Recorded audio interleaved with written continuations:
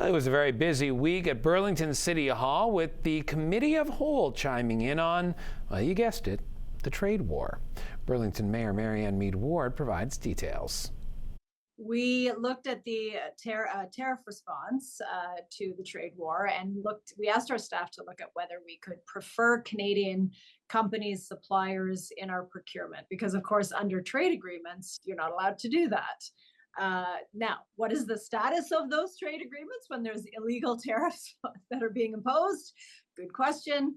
But our staff did look at it and reported back a couple of things which are interesting. First of all, most of our procurement already is Canadian, which is awesome. But they also said, there's an opportunity for smaller projects under about $130,000 to be in compliance with trade agreements and also prefer Canadian companies. So that is a change to the bylaw that they recommend that we do. We didn't have that captured in our procurement bylaw. And, 130,000 may not sound like a lot, but it would affect a number of smaller projects that we've got on the go, capital projects. According to staff, it is a meaningful number, and so that's good news. So we are updating our bylaw to allow us to do that while still being in compliance with trade agreements. Yes, we care about the trade agreements here in Canada. We really do. we honor our word. We really do. Let's keep with this topic, sort of. And I realize that what I'm about to ask you is just symbolic. But, 3 weeks ago, Mississauga Mayor Carolyn Parrish pulled all U.S. flags from municipal facilities. Oakville's Rob Burton said he would not be following suit. Naturally, this is something that has come up for you. Have you made a decision about U.S. flags in Burlington? We have a flag policy that was on today's agenda that is actually part of a larger policy that was already under review. So we kicked off a review of our flag raisings, proclamations, pier lightings last year. And this issue about flying U.S. flags kind of came in the middle as staff were already reviewing. So we are not going to be taking U.S. flags down as a protest to tariff wars. I don't support that. I think that we want to welcome Americans to come to our country. And, I want to say that when I went to the US, to Washington, I was welcomed by many American mayors, governors, congressional representatives, senators, who were actually kind of sheepish and apologetic for the chaos that was happening and continues today. So I want to still have that spirit of warm welcome. One of the things that we are looking at, there were some questions around, because right now we permanently fly the US flag exclusively.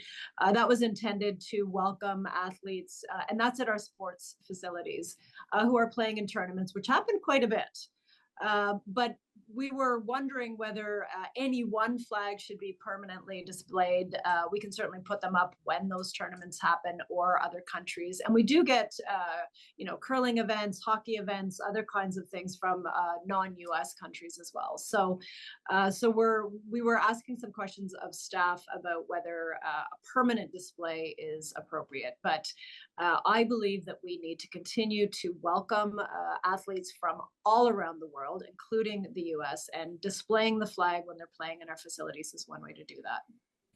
Let's move along to our final topic today, and that is, despite the crazy cold weather we're experiencing, spring in Burlington does mean the waterfront sculpture trail opening. Luckily, you did this the other day when we had a day that felt like spring, does not anymore. Nice. But tell people about the purpose of the trail, the sculptures, and any highlights this year. This is the 4th year. It's been spearheaded by private resident Dan Laurie, who's an amazing art collector, art sponsor who does this himself. He gets sponsors. He contributes significant amounts of his own dollars to secure the sculptures that are on the trail. And it's grown every year. What we do at the city is let him use our sidewalks for free. And what he does for us is priceless. It is absolutely wonderful. And there's a whole range, like really eclectic mix.